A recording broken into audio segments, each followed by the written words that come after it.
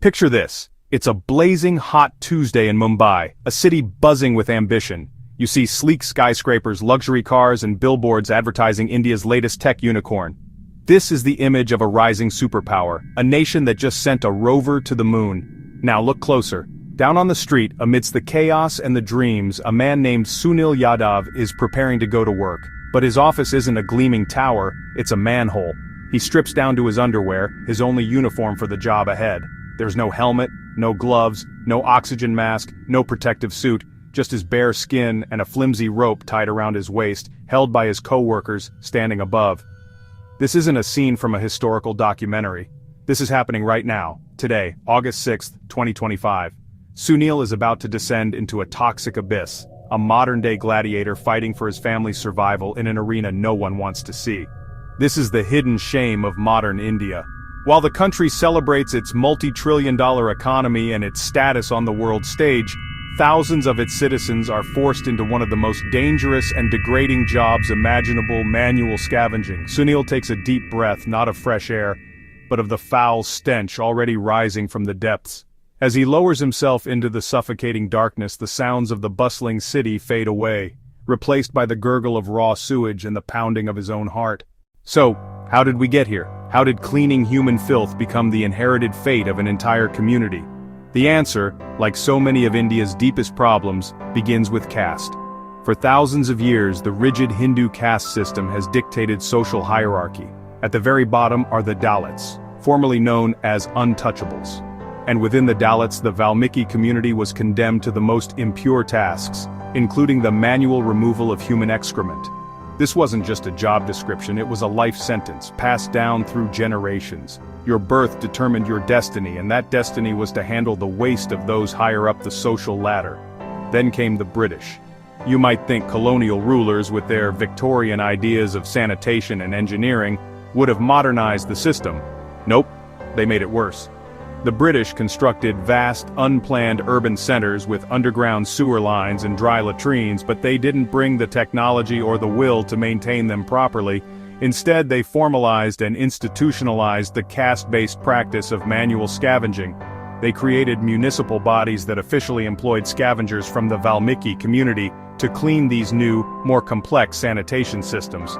Essentially, they took a pre-existing social evil, gave it a government stamp of approval, and embedded it into the administrative structure of the modern Indian city. Imagine your workday begins with a descent into hell. For a manual scavenger, this is not a metaphor. The day often starts before sunrise, with a call from a contractor or municipal official about a blocked sewer line. There is no formal office, no HR department, no safety briefing. The only tools provided are usually a shovel, a bucket, and a length of rope. Forget about the gear you see in safety manuals. Gas detectors, breathing apparatus, waterproof bodysuits, and reinforced boots. These are fantasies. The reality is a man in his underwear, preparing to immerse his body in a sea of human and chemical waste that would make a hazmat team recoil in horror. The descent itself is the first major risk. The iron rungs leading down are often rusted and slippery with slime. Once inside, the darkness is absolute, broken only by a weak flashlight if they're lucky. The air is a thick, unbreathable soup of toxic gases. Methane, produced by decomposing organic matter, can cause asphyxiation. Hydrogen sulfide, smelling of rotten eggs, paralyzes the olfactory nerve in seconds, meaning a worker can't even smell the poison that's about to kill them. They stand waist-deep, sometimes neck-deep, in raw sewage, using their bare hands and simple tools to break up hardened sludge and pull out debris. Plastic bags, sanitary napkins, medical waste, and even animal carcasses. The filth seeps into their skin, causing constant infections, rashes, and chronic diseases like leptospirosis, hepatitis, and tuberculosis. Take Anil, a 35-year-old from Delhi who has been cleaning sewers since he was a teenager, following in his father's footsteps. The first time I went down, I thought I was going to die. The smell hits you like a wall, you can't breathe, your eyes burn. I vomited instantly, but my father was there telling me this is our work, our fate. You get used to the smell, but you never get used to the fear. Every time I go down, I think of my children. Will I come back up today? Will they see their father again? We were cleaning a deep sewer, recounts Ramesh from Gujarat. My friend Mahesh, he went down first. After a few minutes, he stopped responding. We yelled his name. Nothing. His brother, who was with us, started crying and went down to save him. He didn't come back either. 2 brothers gone in 5 minutes. The trauma of such events is profound and lasting. Workers suffer from PTSD, anxiety, and depression with little to no access to mental health care. What else can I do? Asks Sunita, a widow whose husband died cleaning a septic tank. She now cleans dry latrines to support her 3 children. No one will give me another job. The moment they know my caste and what my husband did, their faces change. They see us as polluted. I want my children to study, to become doctors or teachers. I don't want them to live this life. But when you can't even afford to buy them notebooks, how can you dream of making them a doctor? My skin is always itching, says a young worker named Kavi, showing the permanent rashes on his arms and legs. I have breathing problems, and I get sick all the time. The doctor tells me I must stop this work, but how? If I stop, my family starves. On paper, India has some of the most progressive laws in the world to combat this issue. The Prohibition of Employment as Manual Scavengers and their Rehabilitation Act was passed in 2013. It's a comprehensive piece of legislation.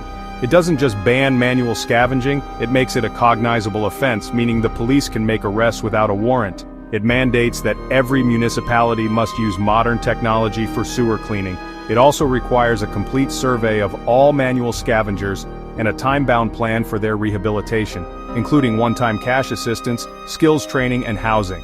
It sounds great, right? A powerful legal weapon to end this horrific practice for good. The problem? The law is basically on mute. The enforcement of this act has been a catastrophic failure. First, there's the issue of official denial. For years, many states simply claimed they had 0 manual scavengers, a blatant lie that made it impossible to even begin the process of identification and rehabilitation. This denial allows municipalities to continue employing workers for manual cleaning through a web of informal subcontracts. They hire private contractors who, in turn, hire the workers, creating a layer of plausible deniability. Despite thousands of documented deaths in sewers and septic tanks since the law was passed, the number of convictions can be counted on 2 hands. The law was designed to be a bridge to a new life, but without proper funding, political will, and social support, it's a bridge to nowhere. The horror of manual scavenging doesn't end when a worker climbs out of the sewer. It follows them home. It clings to their children. It poisons their every social interaction. This inheritance of shame begins in childhood. The children of manual scavengers face relentless discrimination in school. They are often forced to sit separately, ridiculed by their peers, and sometimes even neglected by their teachers. Their parents' profession becomes a slur used against them. Your father cleans gutters. This constant humiliation can destroy a child's self-esteem and their desire to learn, pushing them to drop out of school. Families of scavengers are often forced to live in segregated colonies on the outskirts of towns and villages. They are denied access to community water taps and temples. Local shopkeepers might serve them from a distance, placing their goods on the ground rather than handing them over directly. Even if a scavenger manages to save enough money to start a small tea stall or a vegetable cart, their past can come back to haunt them. Once people find out about their family background and previous work, they may be boycotted. Who would buy food from a man who used to work in the gutter is a common and cruel sentiment. They are trapped by their identity. The shame is not theirs. It belongs to a society that judges a person not by their character, but by a caste-based occupation forced upon them by centuries of injustice. The sewer is a physical trap, but caste is a mental and social prison from which there is almost no escape. Behind the statistics and the social analysis are names, faces, and families consumed by grief. There is Vishal, a 22-year-old in Delhi who died along with his brother, just months after their father had also perished in a sewer. There is Ambe, a 45-year-old from Bengaluru, who asphyxiated while cleaning a septic tank at a restaurant, leaving behind a wife and 4 children. These are not isolated accidents, they are a pattern. According to data collected by activists, at least 1 sanitation worker has died every 5 days in India since 2017. The cause of death is almost always the same: asphyxiation from toxic gases. A worker descends, is overcome by the fumes, and collapses. Often, a second worker, a brother or a friend, will rush in to attempt a rescue, only to meet the same fate. These deaths are not accidents. They are the predictable, inevitable result of sending unprotected human beings into a known hazardous environment. For the families left behind, the tragedy is compounded by a brutal struggle for justice and compensation. The official response is often one of callous denial. The Supreme Court has mandated a compensation of 10 lakh rupees, about $12,000, for the family of anyone who dies cleaning a sewer. But navigating the bureaucracy to claim this money is an ordeal. Families are forced to produce endless documents, run from one government office to another, and fight for months or even years to receive what is rightfully theirs. This official blindness is a political choice. Acknowledging the problem would mean admitting the colossal failure of its own laws and policies. It is easier to let the men die, pay out a pittance in compensation when forced to, and continue the charade that the problem is being solved. But in the face of this systemic oppression, there is resistance. A powerful movement is rising from the ground up, led by the very people who have been condemned to this life of degradation. At the forefront of this fight is Bezwada Wilson, a national convener of the Safai Karmachari Andolan, or sanitation workers movement. Born into a manual scavenging family in Karnataka, Wilson has dedicated his life to eradicating this practice. The SKA's strategy is multi-pronged. They organize protests, often displaying the photos of those who have died, forcing the public and the media to confront the human cost of this crisis.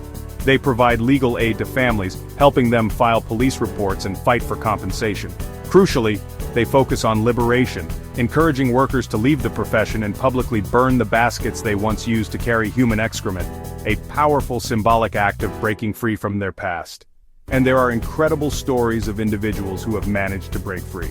There's Lada, a woman from Madhya Pradesh who spent years cleaning dry latrines.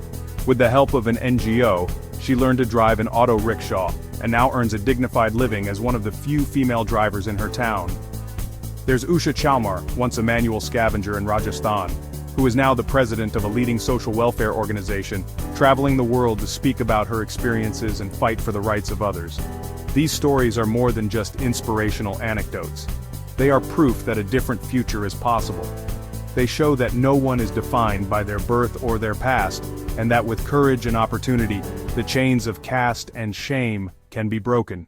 We end where we began, with the brutal paradox of modern India. A nation that can launch missions to Mars still cannot provide a machine to clean a sewer. A society that celebrates its diversity and democratic values continues to condemn a segment of its population to a life of subhuman servitude based on the ancient cruelty of caste. The deaths of Sunil, Mahesh, Vishal, and countless others are not just individual tragedies, they are an indictment of an entire nation. This is not their shame, the shame belongs to us. The path forward is clear, though not easy. It requires a massive, sustained investment in technology, jetting and suction machines for every municipality in the country. It demands the strict, unwavering enforcement of the 2013 law, with swift and severe punishment for any official or contractor who violates it. The children of these communities, who are now getting an education and aspiring to be doctors, engineers, and teachers, represent the most profound hope for the future. They are the generation that can finally break the cycle, but they cannot do it alone. The responsibility rests on all of us to amplify their voices, support their struggle, and demand accountability from our leaders. We must build a nation where the dignity of a human being is valued more than the cost of a machine. As Dr. B.R. Ambedkar, the great architect of the Indian Constitution and a lifelong champion of Dalit rights, once said, "For a successful revolution it is not enough that there is discontent. What is required is a profound and thorough conviction of the justice, necessity, and importance of political and social rights." The time for that conviction is now.